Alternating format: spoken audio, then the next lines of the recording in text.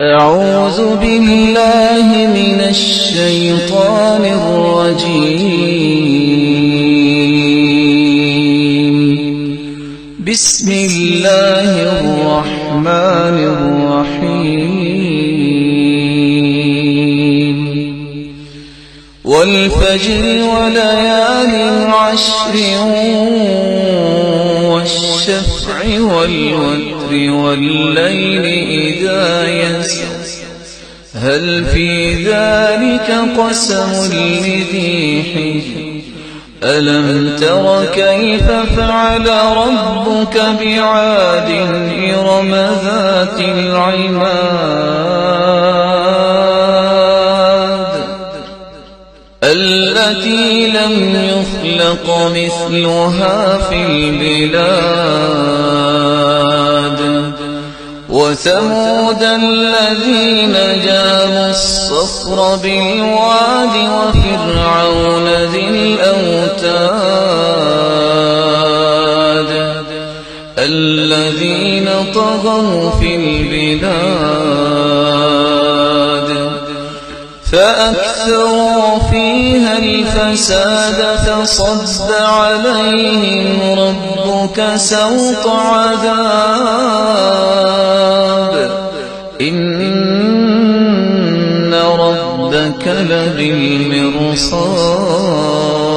لبالمرصاد فأما الإنسان إذا ما ابتلاه ربه فأكرمه ونعمه فيقول ربي أكرمن وأما إذا ما ابتلاه فقدر عليه رزقه فيقول ربي أهانن كلا بل لا تكرمون اليتيم ولا تحاضون على طعام المسكين وتأكلون التراث أكلا لما وتحبون المال حبا جما كلا إذا دكت الأرض دكا دكا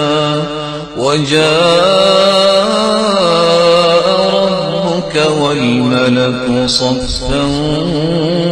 صفا وجيء يومئذ بجهنم يومئذ يتذكر الإنسان وأنى له الذكرى يقول يا ليتني قدمت لحياتي فيومئذ لا يعذب عذابه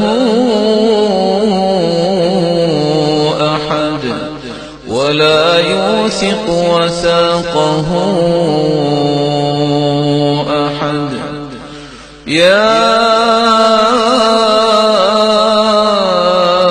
أيتها النفس المطمئنة ارجعي إلى ربك راضية مرضية فادخلي في عبادي وادخلي جنتي صدق الله العظيم.